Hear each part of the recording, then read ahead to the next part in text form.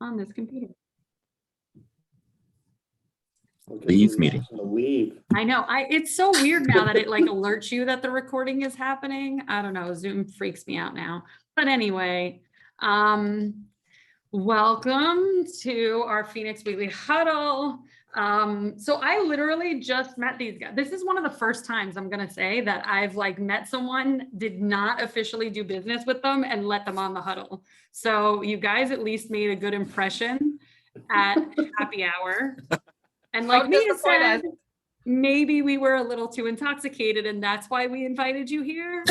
But either way, I usually I started this group in January 2019, and usually every single guest that has been on, I have personally done some type of transaction with before I brought them on so I could vet them and be like, yeah, guys, you should use them. So I will just say I haven't vetted them, actually use them, but they are stand-up guys and awesome to hang out with, and have some cool products that I think would help benefit everyone in the group. So I did want to bring them on, specifically Eric and Chad. We met, Mia and I, last week. So I will let you guys introduce yourselves and introduce your team and kind of take it over from here. And I will just mute unless you need me to jump in. Awesome. So I appreciate that. Actually, I'm a full-time Uber driver, guys. I'm just out of the bag now. I don't know anything. I'm joking. So me personally, my name is Eric Maza. I'm actually a lender here with PRMG, Paramount Residential Mortgage Group.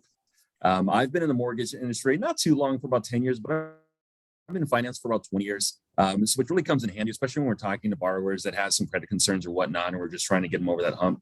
But as far as mortgages, I basically came in during the countrywide Bank of America debacle, when Bank of America basically bought all the countrywide loans and was modifying, anywhere between 200 to 300 loans a month during that season. So I've definitely seen a lot of scenarios when it comes to originating, but tonight's call is really going to focus on the non-QM products that really focus on investors and multi-units, especially when it comes to figuring out exotic incomes, because our products really don't require any income. Which one did you like? And I've brought on my team members to really facilitate. So I'm going to bring on Chad, and then we're going to bring on our non-QM partners. So if you just want to kind of look at this from 30,000 feet, me personally, I'm the actual loan officer that's going to be working on these files. So if you have any questions, that would be your single point of contact.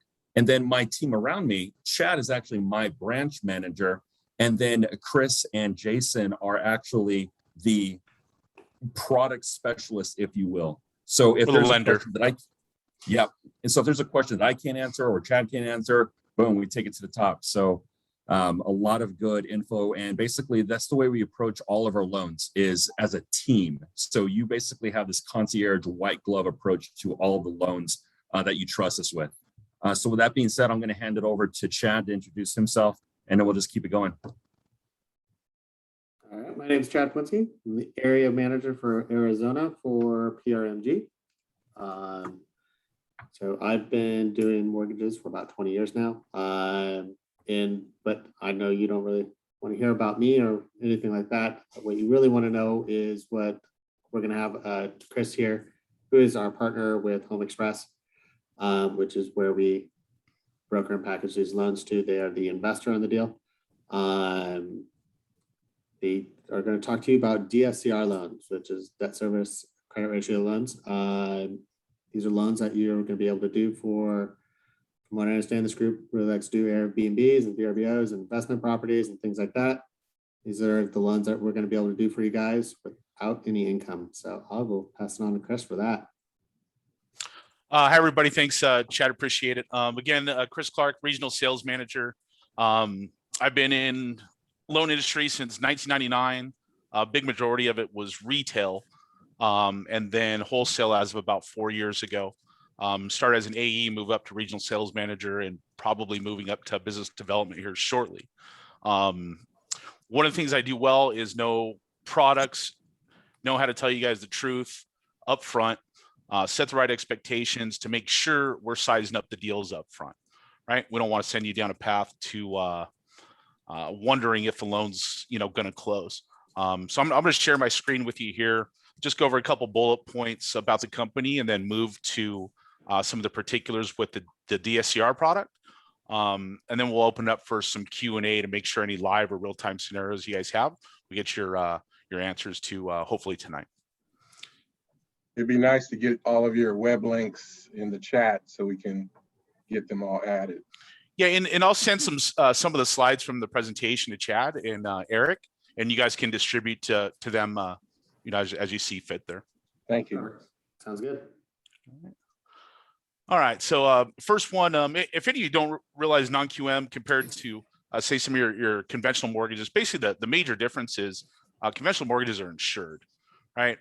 Non-QM are not insured loans. They get sold to private investors, people with big money who want to sit on these rates and payments for long periods of time. After the 2007 debacle, a lot of these investors, and you guys probably heard these horror stories, these investors ended up being homeowners, right? It was not a good time to own these properties with nobody making payments. I had borrowers who hadn't made payment in 12 years. You have courts backed up. They're paying taxes and insurance on properties over and over and over without getting any kind of income or being able to evict the person out of the property. So what's really changed in the market from then is investors these days, they want people who can make payments. Okay, and since this is a product where we're not showing any ability to or any income in order to show the ability to make the payment, we're relying on the debt service coverage ratio, okay, which is basically the point to where the mortgage payment, including the taxes and insurance, meets the rental income on the property. All right, so just to kind of give you a general idea, but Home Express, we're a top 3 wholesale non-QM lender. There's my ugly mug there. One of the things that separates us from the rest of the industry, we have a 90% approval ratio, okay, 70% funding percentage. And this includes income files, right? So this is, I'd pretty much bet you my golf clubs almost double than any other non-QM company in the industry. Okay, the reason we are able to keep this is we ask all those hard questions up front. Okay, we do the back and forth. We have the conversations with the LOs, with you guys or the borrowers. So you'll get some of that back and forth, so we can paint this nice, clear picture. We know exactly how to get the loans into the system and make sure they're going to go through smoothly without any yellow or red flags popping up there. Okay, so we'll get into some of the particulars here on the DSCR. And DSCR, if you guys aren't familiar, it's a commercial term, commercial lending term. And again, it's just dividing the rents divided by the PITI on the mortgage. So starting here, again, no income, non-owner. We do not do first-time home buyers. Okay, somebody can own a home. Let's say they own a home in Vegas. It's an investment property, right? But they live with their mom in Southern California, and they want to buy a property here in Phoenix. Okay, we're okay with that. As long as they've owned a property in the last 7 years, we'll do that loan. Okay, if they haven't, we won't accept them as a first-time home buyer. Okay, so just keep that in mind when you guys are kind of filling out your prospects there. So to start, mid score 600, minimum score, so pretty low score not to show income. We go up to $2 million on the loan amount. Again, no income, employment, or debt to income ratios on the 10 of 3. Qualify with rent covering. This is a key point. A lot of companies, if the DSCR coverage is less than 75% of the rents, right? Meaning the mortgage payment is 25% higher than the market rent, right? Most companies aren't going to touch that. Okay, they want that thing to cash flow, right? That's what they're gearing towards. If you have a 700 FICO, we don't care. You can have 25% rents compared to the PITI, and we'll still do it. Okay, there are some things we can do. Like I said, we can go to interest only, or we can buy the rate down to get that percentage higher up to 100 to try to increase the loan to values. Okay, give you some more borrowing power there. A big thing that we just rolled out, and I've been working with our compliance department on, are referral fees. Right? So somebody refers you the deal, boom, have them added to the fee sheet. Eric, Chad, make sure they're added to the fee sheet as a referrer.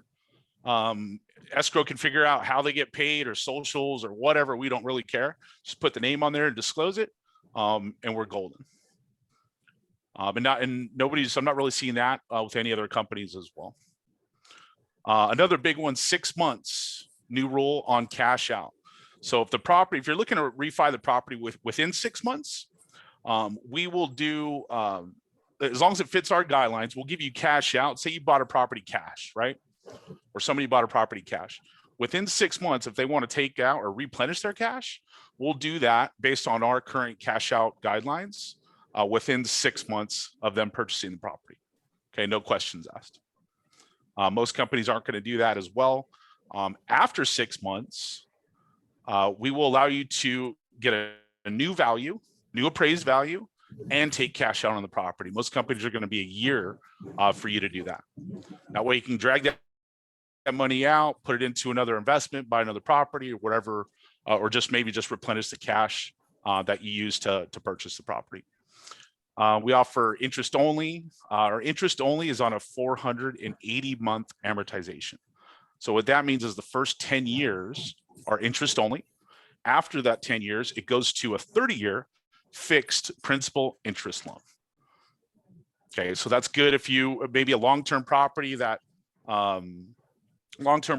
and you want to kind of cash flow quickly, right? But you're going to keep it long-term. That would be a good product for something like that.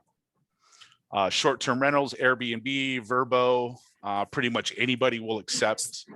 You'll close in the name of an LLC or corp. You're not required to, but you can. And I would suggest if you are investing regularly, that you do set up an LLC for most likely each one of these properties, right, for your protection. So we would just need your LLC, your corp documents, preferably up front, so we can make sure the LLC or corp is in good standing. There's no issues in closing in the business name. Another big one, non-warrantable condos, right? A lot of condos properties out there are just they don't fit HUD rules to be warrantable, right? For one reason or another, it could be occupancy issues. Maybe they have too many investors in the project. Maybe there's litigation on the property. So we will do those. We just want to have an understanding of why it's non-warrantable, so we can address that up front and make sure it's not going to be a major issue and keep us or prevent us from closing. Chris, can you give an example of that? Because I don't know that I've ever heard that term, non-warrantable. Yeah, it's I'll give you an example. Just did a property in Orange County, and 10 of the units at the top floor, there's 4 or 5 floors, the top floor, the balconies were about to freaking fall down, and they cracks in them, right? Wow. So now there's litigation. You have the association suing the contractors who did it, right, for millions of dollars, right? So there's not a conventional company on the planet that's going to touch that property. Gotcha. Okay. All we had to do was identify it wasn't the subject property's balcony, right, which was also on the top floor, and we had to validate that the association had the funds in order to cover that cost if for some reason the lawsuit didn't go through, and they provided that for us, and we slammed the thing through. Cool, thank you. Mm-hmm. We also do foreign nationals. This is a big one. You got a lot of people from other countries who are looking to purchase properties here, but they don't have a legal citizenship. Right, so we'll do those. We treat them all as investment properties.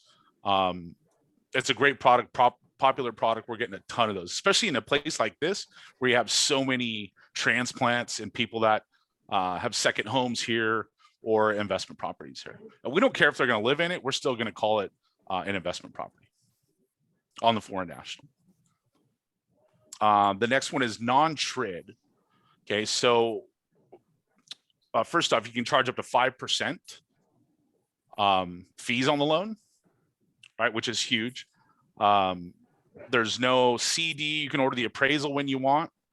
Typically on owner occupied properties, you have to wait until disclosures are sent out by the lender, by us, in order to order the appraisal. Okay, we don't care. You can order it whenever you want.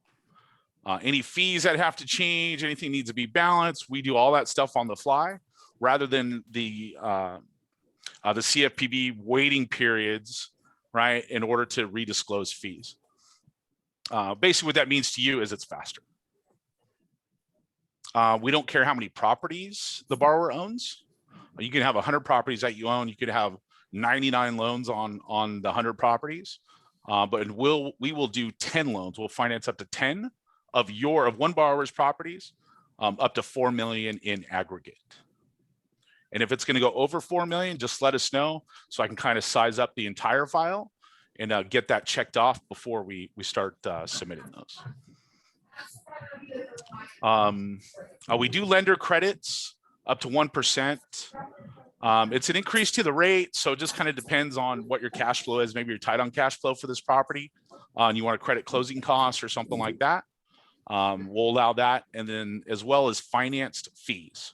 So, lenders or brokers need to make money, right? So sometimes you don't want to dump that cash up front. So we'll finance up to 2% of the broker compensation. And you'll do that for investor properties too. So say we're buying a rental property and we want to keep as much cash in our pocket. Yep. You're willing to essentially say, hey, we'll cover the closing costs, we'll pay for title fees, whatever fees are going to come in, and then pay a little bit of a higher interest rate, and we all of a sudden don't have to pay any of those closing costs. Right, and whatever the broker needs to charge, right, to earn their living, we'll finance up to 2% of those fees. So your payment will be based off the 2% added above your loan amount, but who cares? Your payment goes up $80 and you just saved $8,000, right? That's kind of y'all can pay me more. I'll leave that between you guys. Chris, did you cover what your actual loan to value ratio is? I'm going to send you guys rate sheets. Okay. We start at 80%. Okay. Okay, 80% would be the maximum. We do cash out to 75. Okay. If you're going to finance fees, it would be at 75% would be the maximum loan to value. Gotcha. Thanks. Okay. And then it goes all the way down depending on your FICO. If you got a 600 FICO, then we're going to cap your LTV a little lower. I think you're at 70% on if you got a 600 FICO. We allow 1 times 30 on the mortgages. One of the great things about this product now is you get people with a bunch of properties, a lot of private properties. The only thing we're going to verify, or the only mortgages we're going to verify, are the subject property, if it's a refi, the primary residence, and any properties that are on credit. So a lot of these investors who have multiple properties, a lot of them are private mortgages, right? We don't want to go in and figure out what their payments are on these private mortgages. They don't really apply to these, to our guidelines. So we just leave them out. We don't even put them on the real estate owned or anything. We just act like they're not even freaking there, basically. So that, again, that makes it quicker for us to get the loan through the process, get it documented quickly, and not waste a lot of time, dragging documentation in from investors. Some of these guys are just really disorganized, and it can take you months to close, if you got 10 loans from them. So this makes that a lot easier. Another fun fact: cash out to satisfy reserve requirements. Typically, we'll have a 6-month requirement for reserves. But if you're taking cash out, that will satisfy it up to 75% LTV. At under 65, you don't need any reserves to close. Any questions after that? I know it's a lot, and I know you guys probably aren't used to hearing a lot of these terms and verbiage, but I think the base. This group is probably more used to hearing a lot of that information. They're very. Yeah, that's me. That's for me, all those terms. And this is a product that if you're looking for somewhere, you're like, look, I'm going to buy this property and it's not something I want to keep. I'm going to turn right around and sell it in 3 months, right? We're probably not the company that you want to use. That sounds more like a private lender or hard money. If it's something that you're going to want to keep a year, because on these our starting prepayment penalty is 3 years, and you can go down to 1 year, either for a cost or an add to the rate. So you want to kind of figure out if it's a real short-term property, then we're not going to be the company, and most non-QM companies aren't going to be. You'll stick with your private money and hard money.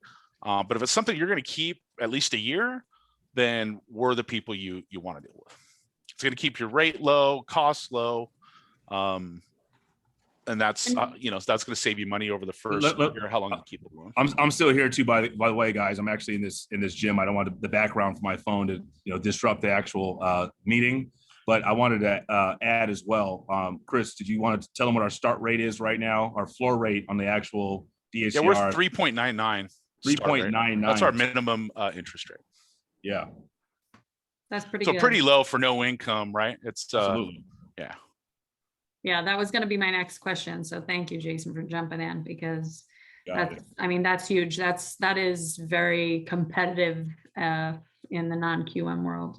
Yeah, and we do pricing exceptions. We normally don't have to on this product, but if it's a bugaboo and somebody's just set on it, yeah, no problem. We just want to get the deal in and get it through. But we're pretty competitively priced, especially for our turn times. We're pretty much 48, 72 hours on everything, or 24 to 72. So once you compare that with other lenders like us, then that's usually enough to where people go, okay, I'm within an eighth, I'm just going to go with Home Express. Because most of them are taking 5, 6, 7. A couple of companies out there, and I don't want to beat any companies up, regardless who's on the call, are taking 10 days, 2 weeks just to kick out an approval. Yeah, and then how quickly can you typically close? On these loans, I've closed them in 8 days. If you have an appraisal, how fast do you want to close? yeah, there you go. How quickly can you get me all of the documentation, right? Okay. Yeah, and if it's something where you got an emergency, let Jason know, or let Eric and Chad know. They'll let Jason know, run up to me. Jason will say, look, I got to get this thing out. We got to close of escrow in 2 weeks. I need approval out, in 48 hours. Point it out to me, and then I'll jam it up the system. Yeah, and obviously in our market right now, I mean, people are just buying stuff and they're ignoring appraisals or waiving appraisals, I should say, and just want to get paid as fast as possible. So to be able to compete with almost a hard money loan, I mean, I've closed on hard money in 5 days. So 2 weeks, that's not bad. At least we're not looking at, 30 days on conventional. So that's good too. Yeah, and it usually comes down to the documentation and the type of borrower. Somebody who just is completely disorganized, they're probably going to give up, right? Because they don't know where anything is. So maybe you shoot that person a private money quickly. Yeah, somebody who's organized and is ready and willing to has skin in the game and willing to participate and get this thing closed quickly, bring them on. Marie, let me ask you, on your hard money lender, what's their max LTV that you're seeing on your investment properties? Probably 65, right? So we were at 80 pre-COVID, and then they pulled back a little bit. So they were literally 80% of purchase price. They'd go up to 100% of the repair cost as well. But then they'd start charging more fees and stuff, and then you have to do the holdback, and that's kind of a pain in the butt for me. So what I typically do now is I just let them fund. They'll actually do, if I'm not doing repairs, they'll sometimes do up to 90% of purchase price. So then I'll just take a second, private loan to cover the cost of the repairs. So that's actually what's going to be my next question was, do you guys allow second position liens?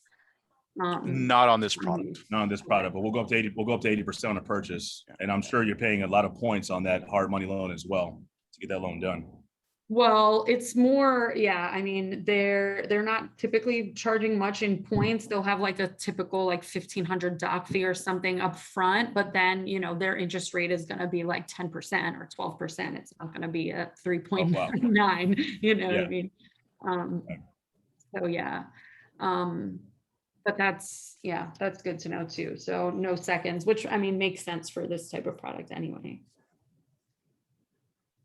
Yeah, and a year is kind of our break-even point, so that's why we want to hold these to make sure we're not losing money. That's our time frame.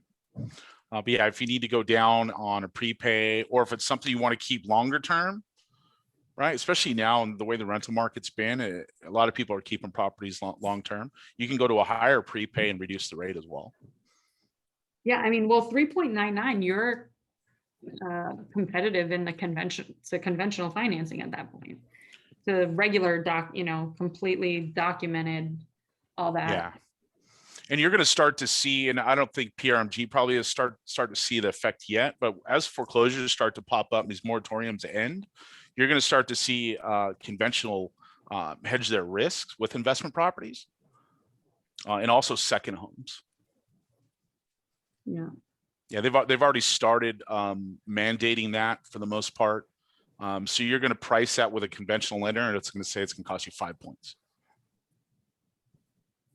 So FHFA, which regulates Fannie Mae and Freddie Mac, has already made it so on our secondary markets, when we go in selling loans to Fannie Mae and Freddie Mac, we are only allowed to have up to 7% of our portfolio be second homes in that given month, which to our secondary department, trying to figure out how many of the loans that we've closed nationwide are second homes makes it, some days you'll have pricing for second homes at like right on par with the primary residence, and the very next day it could very well be like, oh, it's 6.5% paying 3 points. You're like, what just happened? So that's where we come in.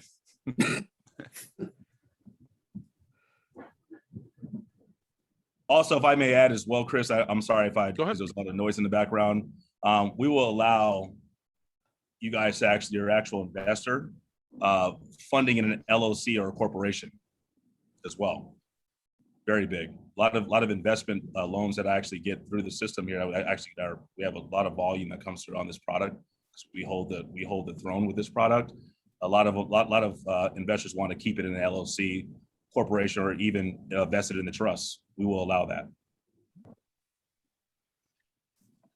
As far as the down payment, right? So you go up to 80% loan to value. Is there seasoning, or, I mean, in your documentation, are you looking for our last 3 months bank statements and stuff like that? Do you guys care where that money comes from? We have 10 days seasoning for down payment and closing costs. Okay. And then 60 days seasoning for the reserves if the reserves are required. Okay. And it's 6 months would be the seasoning of, or the amount needed for the reserves. I would use that as a standard. And then if you're under 65, then there's no reserve requirement. Okay. Yeah, that's a good LTV. question. Yeah. Want to make sure you have that stuff up front. I deal with so many loans where, you're at the end and you're like, dude, right? The borrower's still putting funds in the bank and we're 2 days away from closing. We're like, look, now we got to wait. I'm trying to get an exception, or we got to wait another 10 days for those $10,000 of $170,000 to season. So the better we can get at getting that stuff done up front, easier it's going to go through. We don't have to push back closings. Okay. you mean the money that's under my mattress doesn't work? I had some guy had money in the Bahamas or Caribbean or something. He's like, I just want to send it straight from there to escrow. I'm like, yeah, that's called money laundering, and I sent the legal, version of it. I'm like, you just can't do. He's like, well, I want to move that money to Canada. And then like, whoa. Just tell him to send it to escrow 10 days before close. It's fine. But escrow wasn't, I don't think they were going to accept it from the Caribbean or something. I don't know. Yeah. So you'll have those out there, but for the most part, everybody's fairly good. I'm half Italian and from New York. We got plenty of guys with money under the mattress. Yeah. That's why we don't do loans in New York. Or not yet anyway. We're on our way there. So that's a good question. What states do you loan in? Because we do get some people that jump in or watch these recordings that are not here in the Arizona area. We are, where's my state? We're in 44 states. Okay. Yeah, there's actually 35 of them where we require a license, and then the other 9 we don't require a mortgage license or a broker license. Okay. Yeah, but that's good to know too, because we have plenty of people here that, although they live here, they invest in other places as well. Yep. Yeah, we get a lot of that. Yeah, like I'm in New Mexico. So that means that you do cover New Mexico by your map? Yes. Yep. I know, I'm like, why is New Mexico light blue and Arizona is Yeah, it dark has blue? business purpose right here. So the light blue is business purpose, and this is consumer and business. So Okay. this is a state where you don't have to be licensed in to do a business purpose loan. Okay. So as long as you're not doing your primary residence, you're doing an investment property, you'll be good. Exactly. Gotcha. All right, so that's And you good can't for do your Billy. own. Yeah, you don't want to be doing your own loan. That we try to stay away from that, just in case, just to avoid any kind of fraud. Now, all the primary stuff too, especially in New Mexico. Me personally, I'm licensed in New Mexico, but PRMG, we're licensed in 48 states. So as far as like QM, actual conventional Govy type loans, we can definitely help you out there as well. In New Mexico. Okay. Got that, Billy? Got it. Yeah, the Yeah. landscape's changing quite a bit. So this is going to come up a lot more. So it's good that you're having these meetings early on in the market, because as those foreclosures come up, you guys are, I'm sure you guys already know you're going to get crazy busy. Yeah. Now, does it make sense for us to like kind of get pre-approved with you guys, or since this is based on the property, there is really no pre-approval type of process? Really the only thing we'd want to know is what's your FICO. Make sure you have some credit depth. Okay. And then whatever the last 12 months history is on wherever your mortgage is. Okay. Yeah, and just no bankruptcies in the last 48 months, stuff like that, foreclosures. I can get around them. So if there's good enough reasons, good enough equity, stuff like that, then we can look for exceptions on those.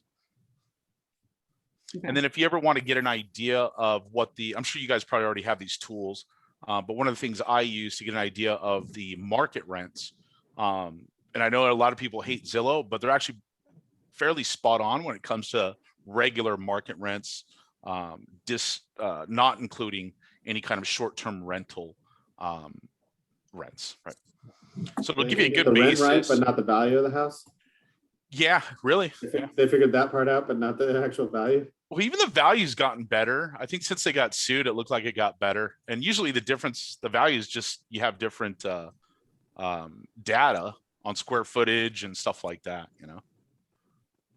Well, I think all those let me places step pretty in on nice. that one. Part of the reason that Zillow can't be accurate on something like purchase price or property prices compared to rental's easy. There's one thing to look at, and that's how much did all of these houses in this neighborhood rent for?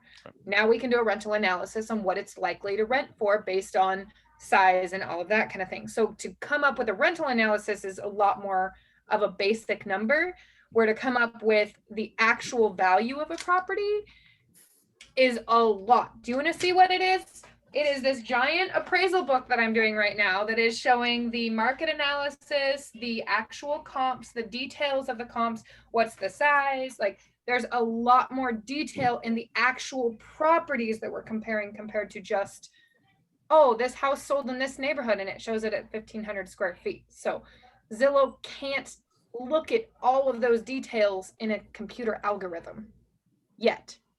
Eric, don't talk about your system. And you probably won't need to check it until if you're around 80%, that's probably where I would check it. Or you start getting into higher valued properties. Like I have one in LA, it's 4 units, 1.9 million. And the thing's actually cash flowing, but the first thing I wanted to do is go, okay, is this thing gonna even be close? Right. And it's really cash flowing, but just in case, your higher properties are 80% LTV, I'd be back checking the rents on it just to be safe. If it's close, we'll make it work. Right. If you're way off, let's get that figured out. Properties. Like say it again. What number do you consider higher properties? Is it general jumbo loan? I would, well, it's going to depend on the area too. For example, if you're in a $600,000 property here in Arizona, I would consider that on the higher side. Because I don't know if your PITI is gonna be close to your rents, right? Maybe on a short-term rental, yes, but on market rents, it might not fly. So Chris, could I technically use your non-QM product on a second home? Yeah, we do second homes. It's on our owner occupied. It's on our With owner occupied second and home? second home product. So for second home products, do you have distance requirements from your original residence? Like, It what has to is make it? sense. Yeah, it has to Can I make buy in sense. Prescott or Tucson? As long as there's a legitimate reason, right? If you're buying, if you own a sweet house here and you're buying some dump in Tucson, right? We're probably going to question it's a second home, but if it's in the middle of the city with no view and no lake and no golf course, we might want a little more data on it. But I'll give you an example of a one property I did, and this is a primary residence more. Borrower's in a property condo in Pacific Palisades in LA. He wanted to buy the property next door as a primary residence for $1 million less. Right? There's no lender on the planet. Chad and Eric will back me up. No lender's going to buy that. Right? No way. Well, the guy's going to knock down the freaking wall, create one huge compound. He has 8 cars, and he only has a 4-car garage on his other property, right? The one he owns right now, and he needed the other 4-car garage as well. And the guy's got 6 kids, all under 21, right? So he's got all these cars. So we were able to get that with the explanation, get that bought as a primary residence. We just left out the fact the guy's going to knock down the freaking wall and make it a compound, you know. And So I'm if I great want at another house next door to escape my husband. You can do that. not as a second for a home. friend. Yeah. I don't got one of those. But yeah, that's something you'll want to run up to Jason, and then he'll run it up to me, and then I'll sit and brainstorm and go, okay, I'll pull up the property, I'll put up the satellite visual. Let's see what's around it. There's a golf course here. Right. This makes sense. Or maybe somebody has kids who go to U of A, right? So I go visit my kids every so often or something like that. If there's a way to make sense of it, believe you me, like I said, I've seen about 20,000 loans. I'll figure it out. So I've also heard of people being able to buy homes as owner occupied if they're purchasing for a family. So you mentioned, you've got kids at U of A. Well, what if I live in Phoenix, but my kid is going to school in Tempe? Can I buy a second home and allow my child to be there as long as I occupy it a certain amount of time of the year? You don't need to occupy it if you're doing that. You can buy a primary residence for a dependent. Got it. Yeah, you're technically a non-occupying co-borrower. Yeah. Okay. So, but you can buy it. It's in your name. You're the one financing it. Everything like that. You go strictly by owner occupied rules for a conventional loan, and then so you can do that for a kid going to college. You can do that. Say you have a mother or a father or something like that, a parent that is dependent upon you. You can buy the house next door to you as an owner occupied property. You put your parent in it. Cool. Okay, on this product, am I seeing that correct? You go up to 90% loan to value? Owner occupied, we go up to 90%. Okay. Second homes, not 90%. We're at 80 on second homes. It's 80 on second homes. Okay. Now these rates are down to 2.99. That's our floor rate. If I buy a home in Scottsdale with a pool and I want to use it as a vacation rental, but I'm only going to stay there a certain amount of time, does that count as owner occupied, or is that just a basic investor loan and it's all the same points and everything anyways? Actually, our short-term rentals, we can put on a second home if you're going to stay there. So for example, if you're living in the property and then maybe you go somewhere else for part-time of the year and the rest of the year is rented short-term, then we can call it a second home. Or we can just call it out, do it on the investor and go with the market rents. Yeah, so on the second home, is this still technically non-QM or do you need? We're This all is- non-QM, right? this is all It's still non-QM. non-QM. So everything we do with Chris and Jason they are our non-QM. Okay. And then anything that's conventional or things like that will run through Eric. So as long as my debt to cover it, like debt ratio is good, you'll loan it. Yeah, and Yeah. we'll address, like I said, that's why we close a high percentages. We'll look at all that stuff up front. We'll get your income calculated before Eric would submit the loan. We're gonna make sure all that stuff is dotted and crossed before we submit it. So with Home Express, if you're doing a primary or a second home, that is going to have some income requirements to it. But we can get very creative with the way that we figure out the income, such as we can take your last 12 months bank statements, look at all the deposits that are going into that bank statement, and we can figure out income from there.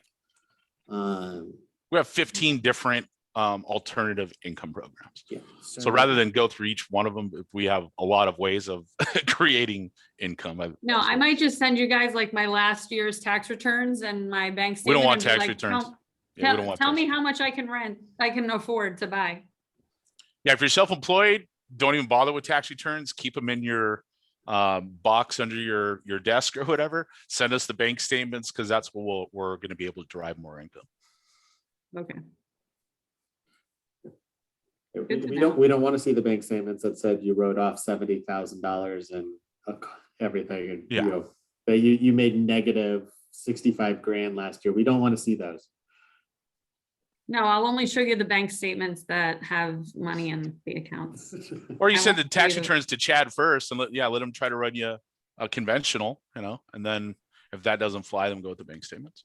Gotcha. Okay. Recent forbearances, here's just another income is the asset assist. So if you got 50 or say 500 grand in a bank account somewhere liquid, we'll divide that by 60. And as long as that figure per month doesn't exceed 50% of your base income, say your bank statement income, then we'll add it to your bank statement income. So if you're making $20,000 a month, you got 500 grand, we'll allow you to increase that 20,000 by $10,000 up to 30, just as an example. Sweet. People who have a bunch of assets, we do an asset express. If you can cover 125% of the loan amount, that's all you need. No job, nothing. So I'm buying $1 million house and I have 1.2 million. Golden. Don't even look at it. Nope. All right. We just want them seasoned. Those are seasoned for 6 months. Want to make sure it's not somebody that just went and got a loan somehow and can't Can pay we it hire it back. from the Caribbean? Yeah, just find out what accounts it's in, like 401ks. We'll accept 70% as a liquid amount, just to account for, taxes and stuff that are being paid on it. Listen, my husband has a disability pension that is not taxed. It's the greatest income every year that we get.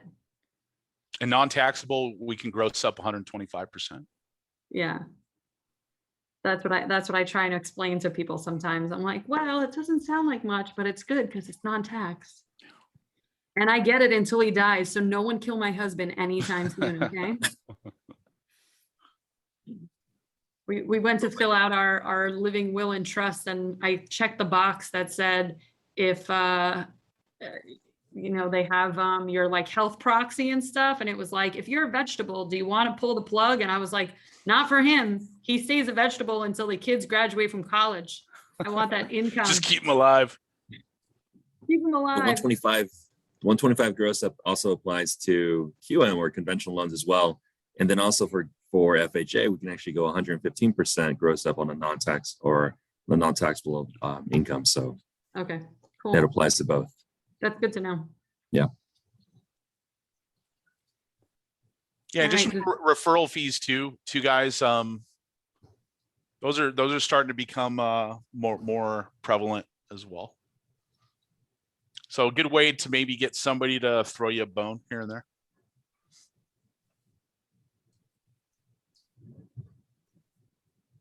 Wait, does anyone else on here have some questions for these guys? There's a bunch of like iPhone people that weren't actually showing faces, so I want to give everybody a chance to say hi.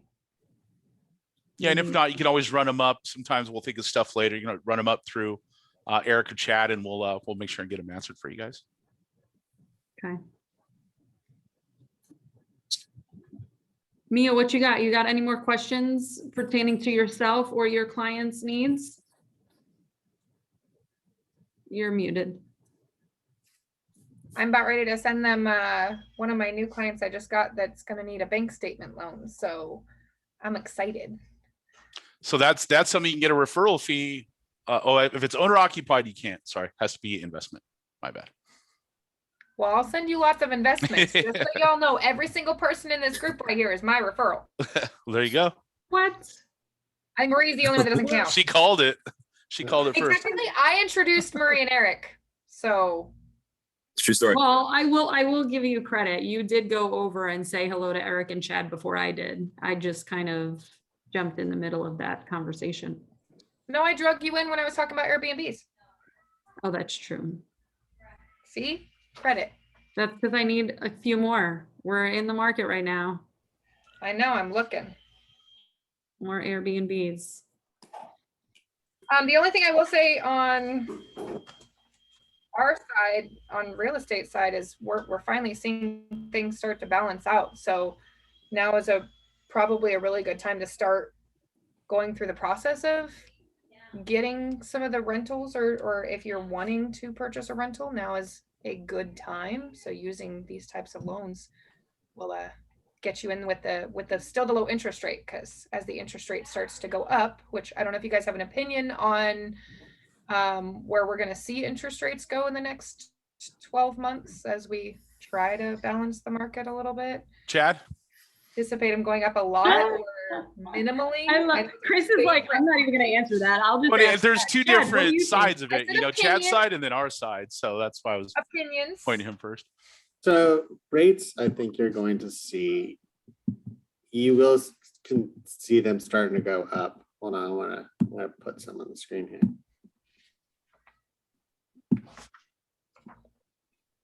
Oh, I let all participants share except Chad. Oh, I'm kidding. This candlestick graph right here is the last 90 days of mortgage-backed securities. Red is rates.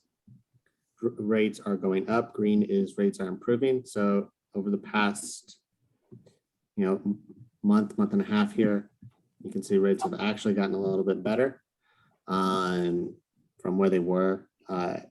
I don't think that is going to maintain. I think you will see them, but you'll see them go up slightly, but you're not going to be anything dramatic. So say you're at a 3% rate today, 6 months from now, I think you might be at like 3.25 to 3.5. So it's nothing that's going to be crazy. No quick drastic changes. It should stay fairly level. I mean, it'll creep up a little, but it's going to stay in line because we really don't know what's going to happen with a lot of these foreclosures that are going to be released. So there's going to be a game in there where everybody's kind of waiting, to make sure it remains stable.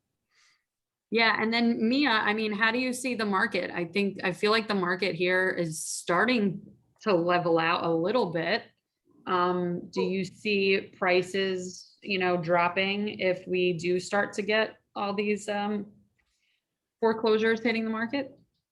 I definitely think that the more properties that we get on the market, the better our market is going to be. Now, I did a training with Tina Tambone, who's a mathematical analyst on all of the market everything. Tina, one of the Cromford report? Yeah, with the Cromford report. So one of the things that she talked about and gave like very specific graphs on is that we're definitely not anticipating any type of a crash, but the next 9 to 12 months, we're going to see a little bit more of a balanced market. And what balanced really means is that we have the closer to the same amount of buyers as we do sellers. So right now we have 20 buyers to every seller. That's where our biggest struggle is coming in. So in order for us to balance, we need more houses to hit the market. We need more sellers out there to sell, which right now we're kind of seeing an influx and people panicking because we're at what is perceived to be the peak of the market, and everyone thinks that we're going to crash. So they want to sell while the market is good. So that's kind of where we're at right now, is people think that 2004 or 5 is going to happen. So we're getting more listings, which is kind of balancing it on a short term. But as we continue with that, the interest rates will start to increase a little bit. That's going to reduce the amount of buyers a little bit. And then the more sellers we get, then we just kind of hope to find that happy medium. It's still 9 to 12 months away if we continue on the same trajectory we're at right now, which of course we're never on the exact same. Many different things can affect that, but it'd be nice to see a little bit more of a balance. But I don't think it's going to be anything super crazy. I think these foreclosures hitting the market are going to help, but I think the biggest thing with foreclosures hitting the market now compared to what happened back in 08, 09 when foreclosures hit the market is now we have a crap ton of investors out there that are getting these foreclosures before they hit the open market. So it's not like your everyday Joe, like my old neighbor at my old house, she bought her house in 09 off of whatever for $20,000 because she could. She was just an everyday person who had $5,000 in her pocket and walked up and purchased a house.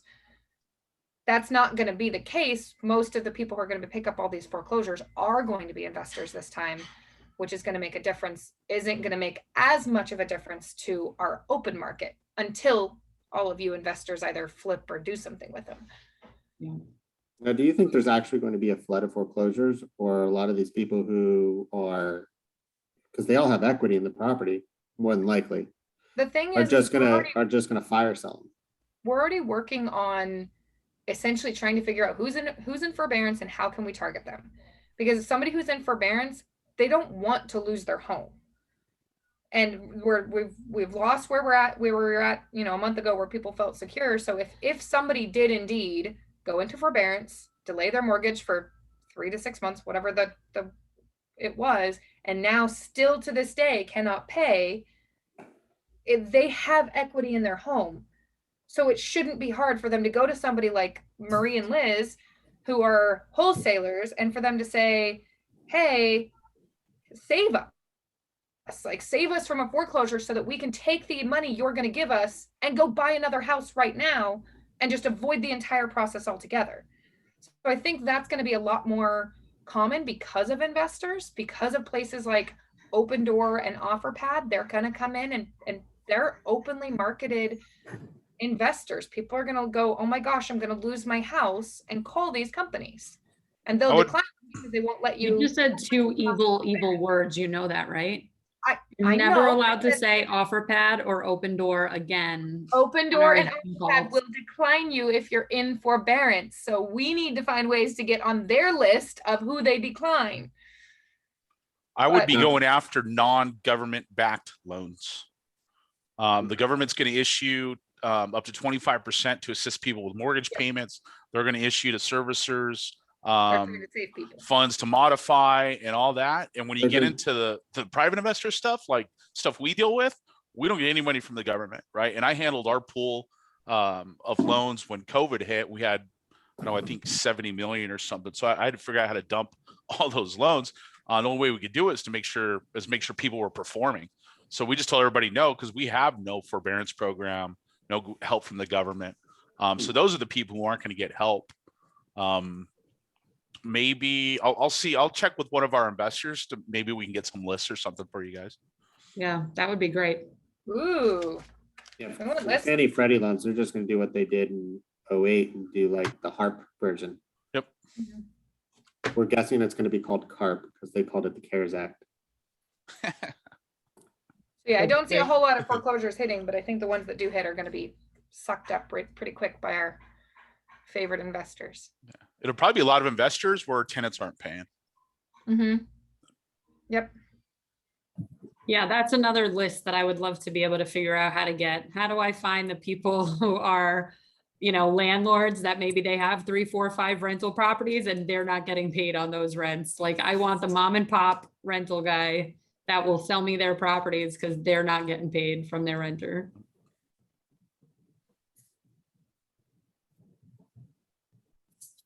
So, all right, well, awesome. I really appreciate this. I don't know if anybody else has any questions.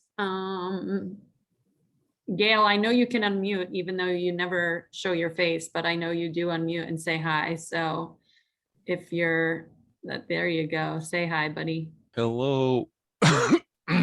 Don't die on us. I know you're feeling under the weather. Yeah, I'll live. Do you got any questions for these guys? No, it seemed pretty straightforward.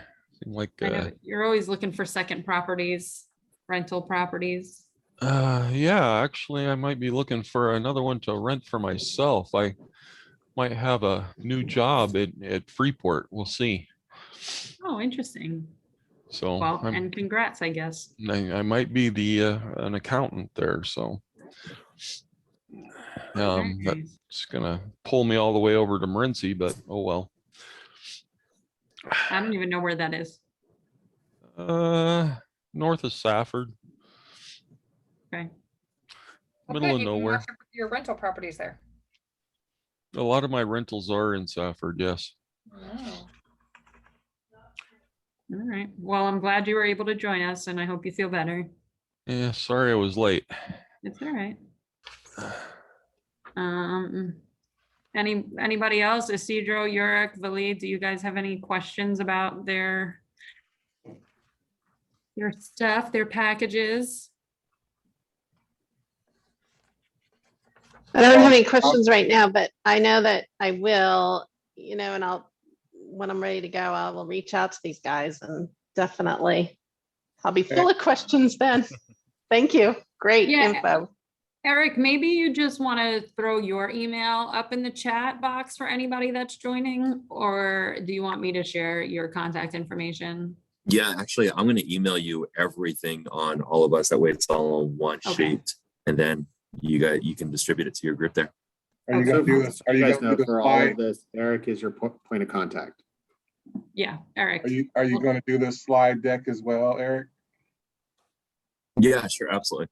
Okay. Whatever information is pertinent. I might even include some family photos of myself and the kids. Oh, cool. Maybe we can have you guys over for a picnic or something. Right. So I heard that this was in person at one time. Is that on the calendar this year, or what are we looking at? So we've had some, we've continued to at least do like property tours at people's properties that they're working on. So we try and continue that at least once a month.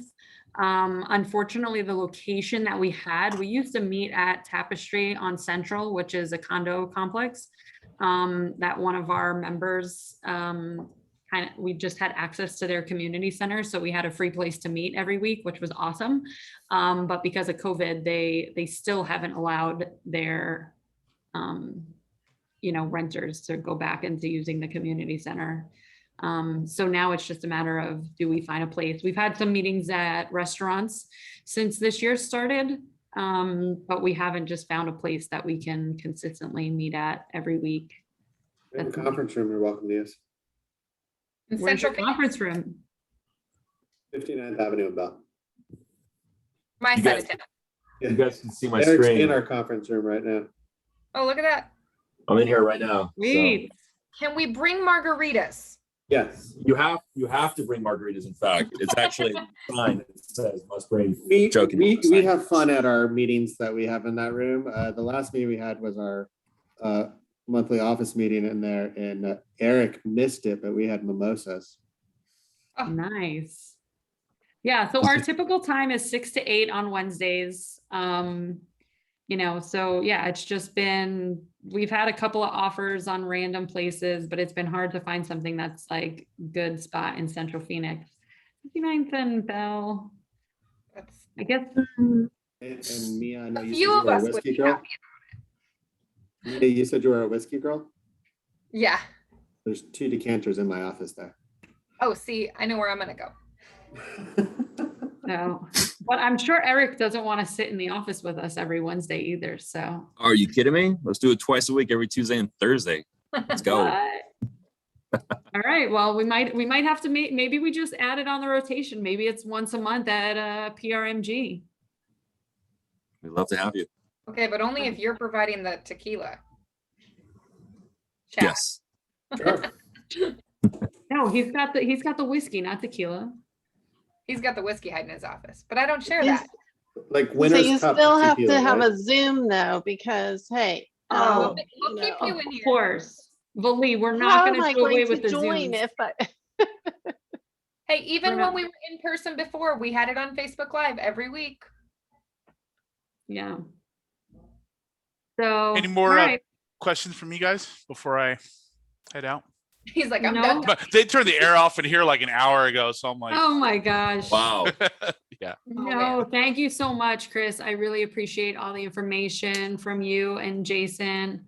Yeah, thanks Um, for having us. Any questions, run them up to Eric and we'll make sure and get them handled for you guys. Yeah, no, that was awesome. Thank you. All right. Thank you, everyone. Feel free to jump Appreciate off. it. Thank Thank you, you. Chris. Thanks, Um, Marie.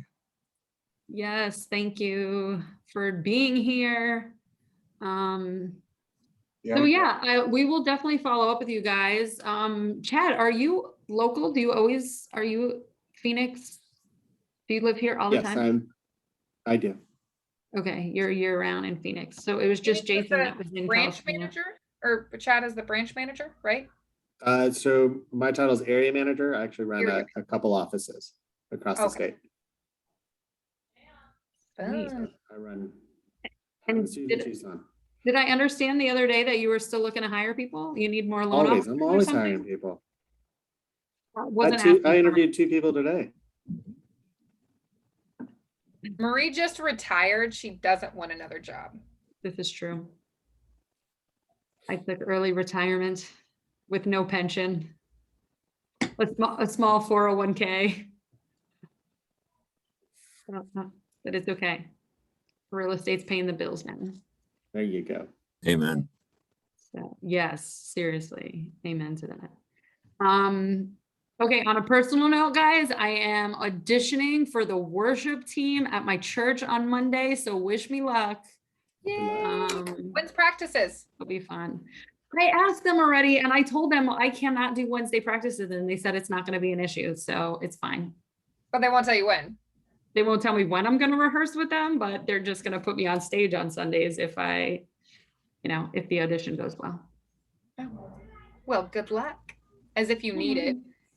You already got it and you know it. Okay, so fun fact about Marie, she sings opera. Stop it. Okay, And prove it. if you see her in person again, she will stop what she's doing and sing opera for you no matter where she's at. Why doesn't she just do it now? Amazing. Preferably with good acoustics in the room. But yeah, I went to the High School Performing Arts in New York City. So literally the Fame school that the movie is based on, LaGuardia High School Performing Arts. So I took private voice lessons for several years and learned how to sing classical, opera, musical theater, all that stuff. I was actually in a jazz choir that sang at Carnegie Hall when I was in high school, and then was part of Pro Music Arizona, which is a group here locally for a few years. And we got invited to go sing at Carnegie Hall. So that was a lot of fun because I got to take my Arizona choir back to New York and visit all my friends, and had some of my old coworkers and stuff come hang out and watch me sing at Carnegie Hall. Very cool. That's awesome. Yeah, it's different, that's for sure. The singing part is kind of cool, and I'm like, I can sing along to everything, but when people hear opera, they're like, wait, what? I'm like, I know, I'm special. It's really loud. It's become a thing now, actually, at Fortune Builders, where they've gotten me on stage at boot camps. So there'll be like 2,000 people in the room, and they're like, Marie's going to come on stage and sing opera right now. So that's been fun.